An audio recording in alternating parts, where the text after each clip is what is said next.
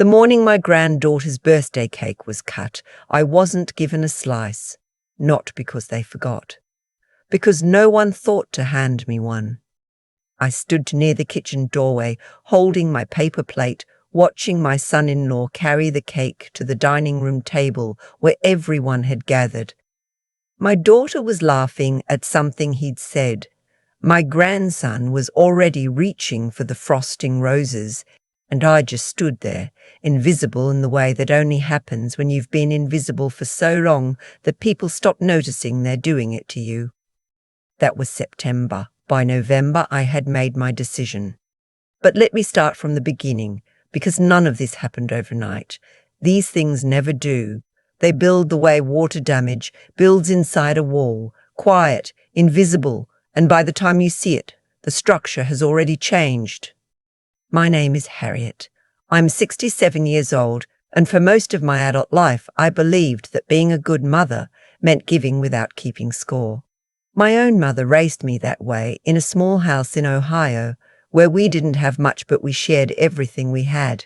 When my daughter Yvonne was born, I swore I would give her more than I'd had. I kept that promise, maybe too well. Yvonne was sharp and beautiful and restless in the way some children are, always needing the next thing, the better thing. I don't say that as criticism. It was just who she was. And when she married Gerald 6 years ago, I thought she'd found someone who matched her energy. He was tall and confident and had the kind of handshake that makes people trust you before you've said a word. I trusted him. I don't know why it took me so long to understand that a good handshake means nothing about a man's character. After my husband passed 4 years ago, I sold our house in Columbus and moved to Charlotte to be closer to Yvonne.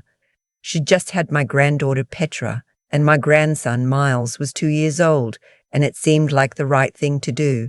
Grandchildren need their grandmother nearby.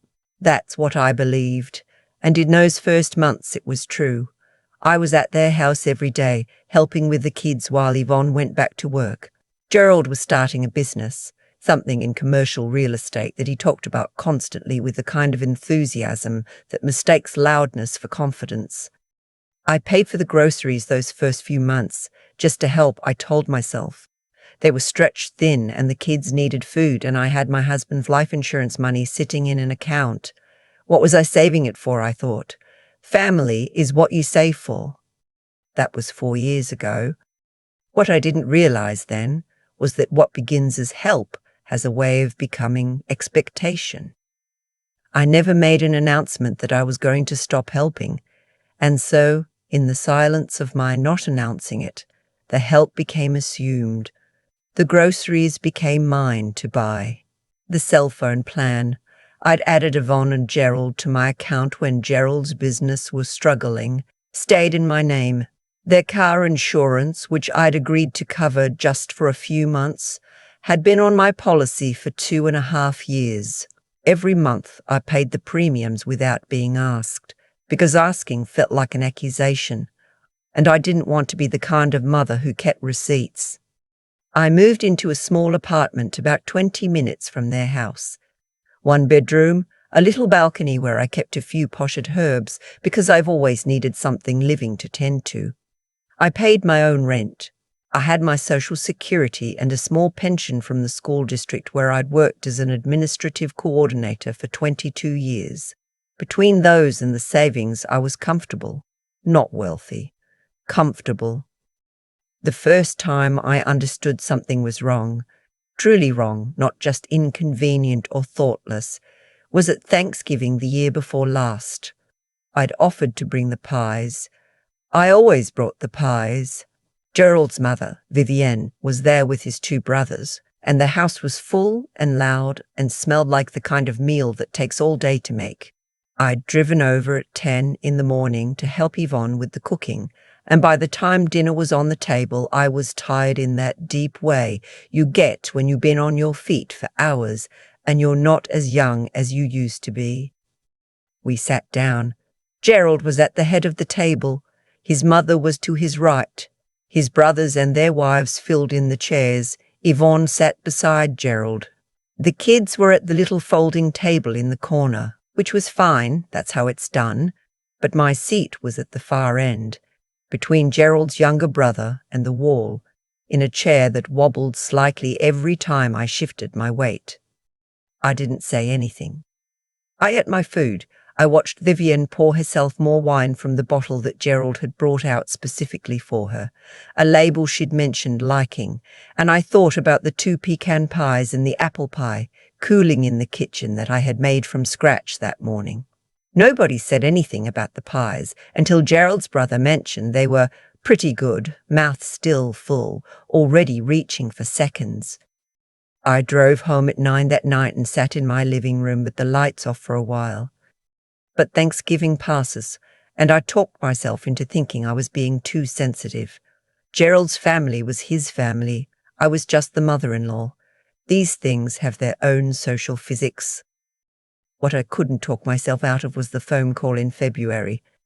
I had been having some trouble with my knee, old injury from a fall years back that flares up in cold weather, and I'd missed a few of my weekly visits with the kids. On a Wednesday afternoon, I called Yvonne to check in, and she answered, but the call felt strange from the start, like I'd interrupted something, or like she was distracted in a way that went beyond just being busy. She said, "Mom, Gerald and I have been talking." I said, "About what?" She said that they were concerned about me, living alone, managing my own finances, the knee trouble. She used the phrase independent living facility and said they'd done some research and found a few places that were really lovely, not like nursing homes at all. She said Gerald thought it might be the right time to think about options. I was 66 years old. I walked 3 miles 4 mornings a week. I had a bad knee and a full mind, and my daughter was telling me that her husband thought I should start considering assisted living. I asked her whose idea it had been. She hesitated, just a bit too long. I said I'd think about it and got off the phone. I sat at my kitchen table for a long time after that. The herbs on the balcony needed watering, but I didn't get up. I just sat there and I tried to remember the last time Yvonne had called me first, without a reason, the last time she'd come to my apartment just to visit, without the kids needing watching or me being asked to pick something up on the way. I tried to remember the last time Gerald had spoken to me like I was a person whose opinion might be worth hearing. I was having trouble coming up with examples. That was February. In March, I started going through my files. I am not naturally a record keeper, but my husband always was. He kept everything, bank statements, insurance documents, receipts, in labelled manila folders, in a file cabinet in the closet. After he passed, I kept his system. It was one of the ways I kept him close, I suppose. I spread everything out on the kitchen table one afternoon with a cup of coffee and I went through it all. Every account, every policy, every automatic payment. The cell phone plan, 4 lines. My line, Yvonne's line, Gerald's line, and a 4th line they'd added the year before for a tablet, which I hadn't been asked about, just informed after the fact. The car insurance, 2 vehicles. Not mine. I drove a 2018 Honda Civic that I paid separately. The 2 vehicles on my policy were Yvonne's SUV and Gerald's truck. The streaming services I counted 4 that were charged to my credit card. I used one of them. There were other things. A gym membership that had been put on my card when Gerald's credit card was declined during a period of cash flow issues. That was 18 months ago. The membership was still being charged. The gym was 30 minutes from my apartment. I had never been inside it. I sat there for a while with all of it laid out in front of me. I wasn't angry exactly. It was more like the feeling you get when you're looking at a magic eye picture and the image finally comes into focus. Something had been right in front of me the whole time, and now I could see its shape. I could see very clearly that I had been paying for years to fund a life that did not include me. Summer came. I said nothing. I watched. I paid attention in ways I hadn't before. Not looking for evidence exactly, just seeing what was actually there once I stopped filling in the gaps with the most generous interpretation. I noticed that when I came over on Sundays, Gerald rarely acknowledged me beyond a nod, that the conversations at dinner, when I stayed for dinner, were conducted around me rather than with me, that Yvonne was warm and attentive to me only in moments when she needed something. Would I mind staying with the kids on Friday? We have an event. Could I pick up Miles from soccer on Thursday? We're both stuck at work. I noticed that when I mentioned something that had happened to me, a neighbour I'd had a nice conversation with, a book I was reading, a news story that troubled me, the response was the brief, polite kind that signals the other person is waiting for their turn to speak. I was furniture, useful furniture to be fair, but furniture. The birthday party was in September. Petra turned 5. I had driven to 3 different stores to find the doll she'd mentioned wanting, the specific one with the pink dress and the dark braided hair, because I'd remembered her saying it once and I'd written it down so I wouldn't forget. I wrapped it myself with the good paper and a real ribbon, not the stick-on kind. I arrived at the party and the house was full and loud and happy. I helped carry plates and wiped faces and blew up 2 balloons that Yvonne had missed.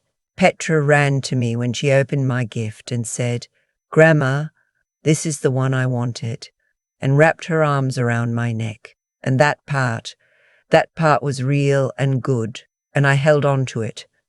But when the cake came out and the candles were lit and the singing was done, and Gerald cut the slices and handed them around, and Yvonne handed them around, and the plates passed from hand to hand, I was still standing near the kitchen doorway with my paper plate, and nobody handed me one. I got a piece eventually. I got up and cut one myself. Gerald saw me do it and didn't say anything. Yvonne was talking to his mother. I drove home that night and I made a cup of chamomile tea, and I sat in the chair by the window where I liked to read. And I didn't read. I thought instead about what my mother used to say when I was young and something had hurt me, but I wasn't sure if I had a right to be hurt. She used to say, "Harriet, your feelings are the first ones to know the truth. Your brain just takes longer to catch up." My brain had caught up. I waited until October. I was not impulsive about this. I am not built for impulsiveness. I thought it through the way I used to think through decisions at work, laying out what I knew, what I didn't know, what I didn't know, what I wanted the outcome to be. What I wanted was not revenge, exactly, though I understand why someone might call it that. What I wanted was to stop participating in my own diminishment. I wanted to stop paying for people to treat me like a courtesy. I wanted to find out who I still was, underneath the years of making myself smaller so everyone else could fit. I called my insurance agent first.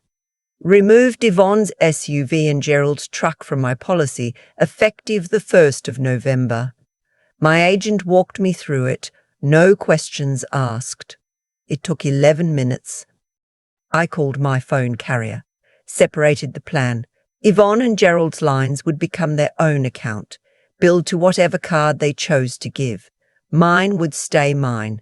The rep on the phone was cheerful and efficient. I went through my credit card and I cancelled every subscription that wasn't mine. The gym membership, 3 of the 4 streaming accounts, a grocery delivery service I had signed up for but which I realised, looking at the delivery addresses, had been delivering primarily to Yvonne's house. I didn't call Yvonne, I didn't send a letter, I didn't explain. I did, the following week, make an appointment with an estate attorney. I'd had a will on file since my husband passed, leaving everything to Yvonne. I had a conversation with the attorney that lasted about an hour, and I left with paperwork that, once signed, would redistribute my estate more broadly to Petra and Miles directly, held in trust until they were adults, and to 2 organisations I'd supported for years, a literacy program in Charlotte and the animal shelter where I'd volunteered on Saturday mornings before my knee got bad. Yvonne was not written out entirely. She was not being punished. But she was no longer the sole beneficiary of a woman who'd been treated, for years, like an afterthought. I signed the paperwork on a Tuesday. The 1st of November came quietly. I woke early, the way I always do, before the light changes. I made my coffee and took it to the balcony even though the air was cool, because I've always thought better outside. The herbs had been trimmed back for fall. The rosemary was still going strong. My phone buzzed at 7:14 in the morning. It was Yvonne. She didn't say good morning. She said, "Mom, Gerald's card was declined this morning and mine too when I tried to put gas in the car, and our insurance cards aren't working either. What's happening?" I took a sip of my coffee. I said, "I made some changes to my accounts, honey." There was a pause. Then, "What kind of changes?" I said, "The kind I should have made a long time ago. The insurance is in your name now. You'll need to set up your own policy. Same with the phone plan. I sent everything you'd need to the email address I have for you." Another pause. Longer this time. "Mum."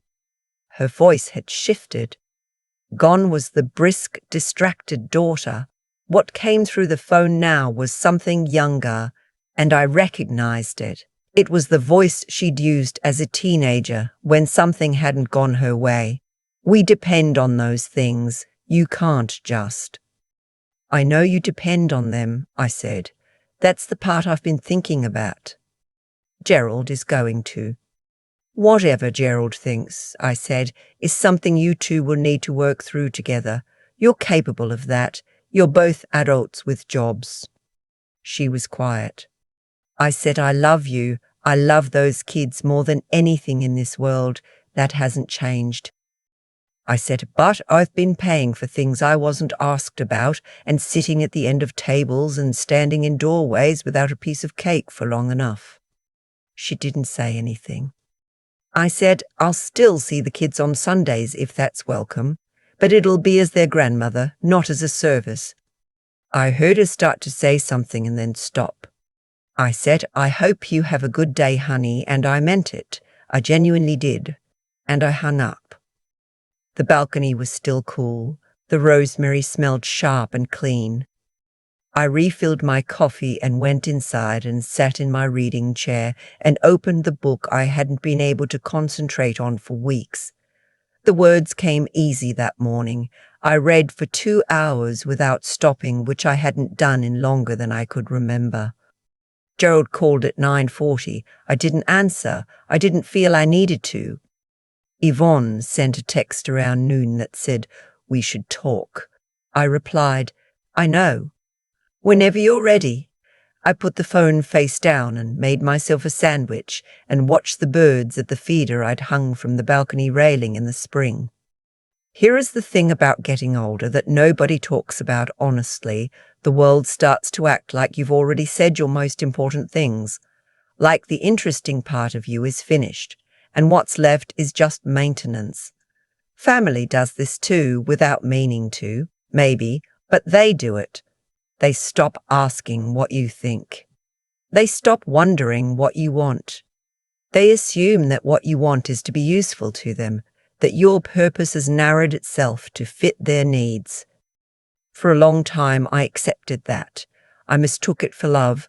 I mistook the being needed for the being valued, and those are not the same things. What I know now at 67 is that I am not finished. I woke up that November morning and I was the same person who had once driven through a snowstorm alone to interview for a job and gotten it. The same person who raised a child and buried a husband and moved to a new city past the age of 60 and planted herbs on a balcony and figured things out. That person didn't need to stand in a doorway waiting for a piece of cake. She could cut her own slice. 3 weeks after that morning call, Yvonne came to my apartment. Just her, no Gerald. She brought coffee from the place she knows I like. She sat across from me at the kitchen table and she cried, which I had not expected, and she said things that I think cost her something to say. She said she hadn't realized. She said she was sorry. She said Gerald was angry and that she and Gerald had done a lot of talking and that some of those conversations had not gone well, and she said it in a way that told me more than the words themselves. I listened. I didn't rush to comfort or to absolve. I had spent too many years doing that. I told her I loved her. I told her what I needed to feel like a mother and not a utility. I told her that I would help when I chose to help, not because I'd been quietly absorbed into the infrastructure of their lives. She nodded. She didn't argue. It has not been a fairy tale since then. Gerald is still cool toward me, and I don't expect that will change, but I also don't need his warmth. I have my Sundays with Petra and Miles, real Sundays where I'm a grandmother and not a babysitter, where we bake things and read books and take walks, and at the end of it, Yvonne and I have a cup of coffee together while the kids watch something on television. That is enough. More than enough. It is, in fact, what I wanted all along, just to be in the room as myself, not as an arrangement that other people had made. I started volunteering at the shelter again on Saturday mornings. My knee is better with the cold weather receding. I've been talking to a woman there named Glenda, who lost her husband last year, and we've started meeting for lunch on Fridays at a little Vietnamese place near her apartment that I never would have found on my own. It turns out I still have things to find. That part hadn't ended. I just needed to stop paying for the distraction. There's a particular kind of hurt that doesn't announce itself loudly. It arrives the way that evening arrived for me, standing in a doorway with an empty plate, watching a room full of people I loved move around me like I was part of the furniture. No one meant to forget me a slice of cake. That's what I told myself on the drive home, but by the time I got inside and put on the kettle, I understood something I'd been avoiding for years. It doesn't matter much whether the forgetting is intentional. What matters is that it keeps happening, and you keep finding reasons to excuse it. I think about what led to that morning in November. The phone call, Gerald's card declined, Yvonne's voice going young and startled on the other end of the line. People sometimes hear a story like mine and call it revenge. I understand why, but sitting on that balcony with my coffee going warm in my hands, I didn't feel like someone settling a score. I felt like someone who had finally stopped lying to herself. That's the honest part nobody talks about. For years I told myself that paying their bills was generosity, that showing up and being useful was love, and it was partly.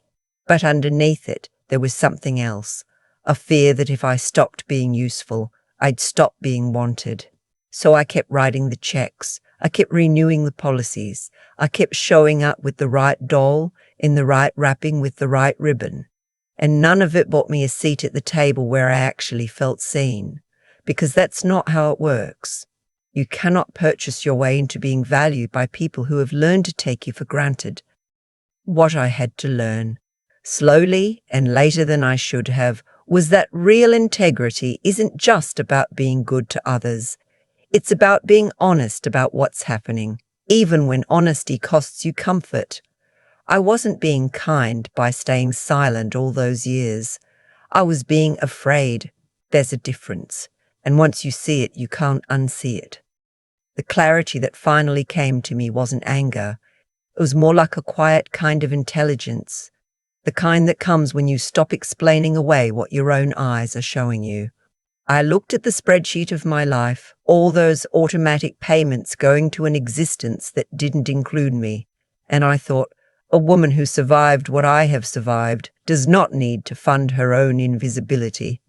I had buried a husband. I had raised a child alone through hard years. I had packed my life into boxes after 60 and started over in a new city. That woman had earned the right to take up space. And then there is the third thing, the one that is hardest to hold on to when you are tired and old and lonely and just want your family to be good to you. You have to keep going anyway. You have to keep going anyway. You have to make the appointment with the attorney. You have to dial the insurance company. You have to sit with the discomfort of your daughter crying across the table from you and not rush to make it stop, just so you can feel like a good mother again. That kind of steadiness, doing the hard right thing even when every instinct says to soften it, to take it back, To apologize for having needs, that is not stubbornness. That is strength, and it looks quieter than people expect. Gerald is still cool toward me. Yvonne and I are still finding our way. But I have my Sundays, and my rosemary is still growing, and on Fridays I have lunch with a woman named Glenda who makes me laugh until my eyes water. That is what living looks like when you finally stop mistaking sacrifice for love.